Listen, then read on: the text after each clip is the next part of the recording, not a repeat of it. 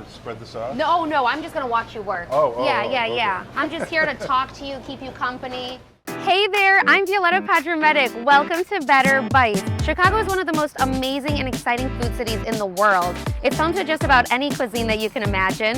This city has it all. On Better Bites, we're gonna be diving into local spots where culture, history, and passion all come together on a plate. Hit subscribe, pull up a chair, and let's eat our way through Better Bites.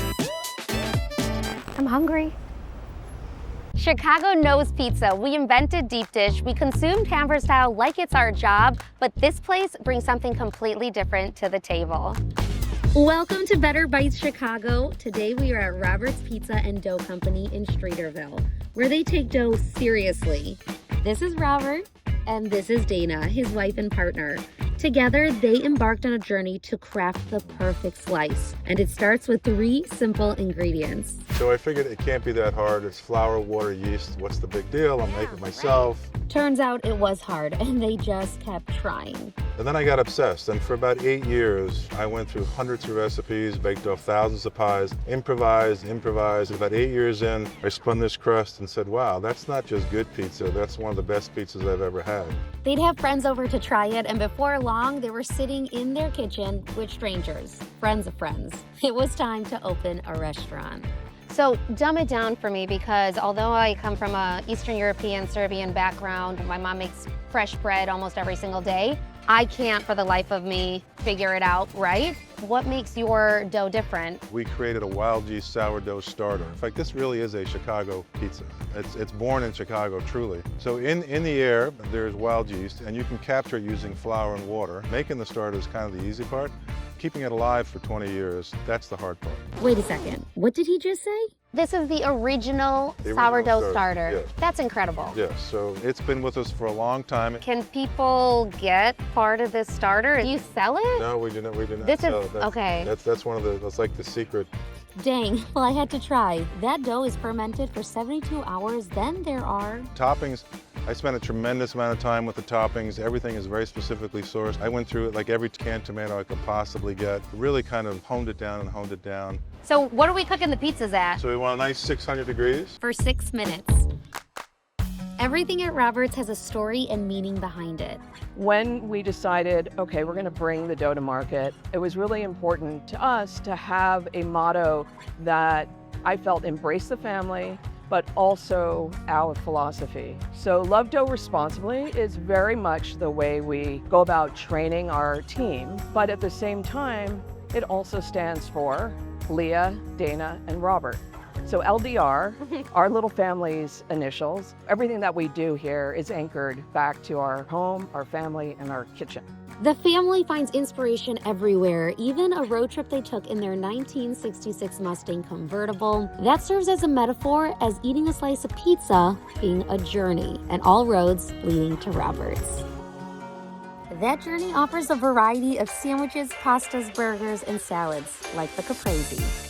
I never miss the opportunity to have this salad. I think this is extraordinary. I think it's one of the best in the city. That is a bold statement. Chef's kiss. You guys are always adapting and changing and adding new flavors. It's not just pizza flavors. So when we go out to dinner and I have a great meal, first thing I think about is how do I make this into a pizza? I haven't been stumped yet. You know, I can pretty much take any food out there and make a great pizza out of it. But they aren't pizza snobs. Our cheese pizza is incredible. Our cup and char pepperoni, that's what keeps the lights on. It is our biggest seller by far.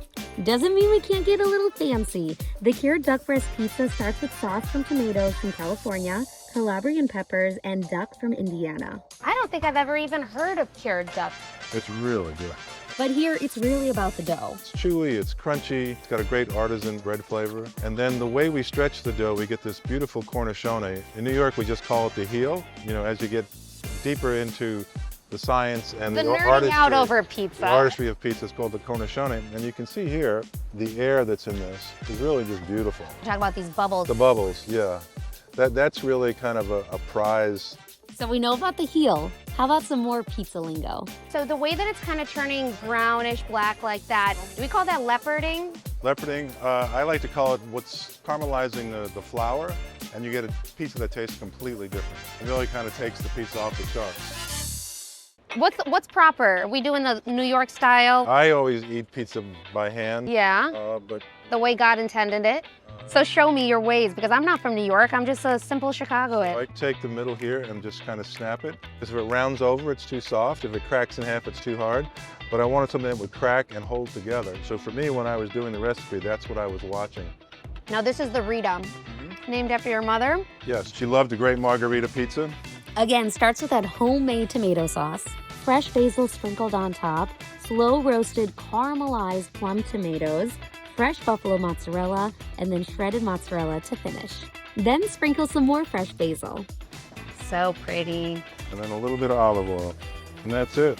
Simple and delicious. My mom would be proud if she saw that. A slice a day. Is that real? Sure is. Do all New Yorkers do that?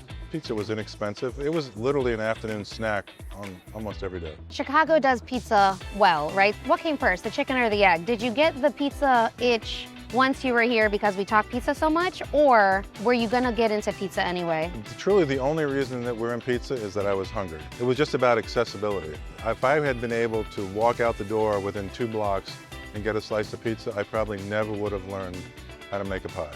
The best inventions come out of necessity, right? That's right. I'm sorry that Chicago did you so dirty. There weren't any pizzas he could have here. But no, I mean, Chicago pizza is great, the deep dish and the tavern, but certainly can't do deep dish every day. No, of course not. Now for some more controversy, the best way to cut a pizza? There's always the argument whether it's a square cut or a round cut. I think there's no argument. What happens with a triangular cut like this is that every bite is different, because the center of the pizza is a little bit thinner, it gets a little thicker toward the edge, and then you have that beautiful cornicione, and each bite is different, each flavor is different, and then the nice bread finish.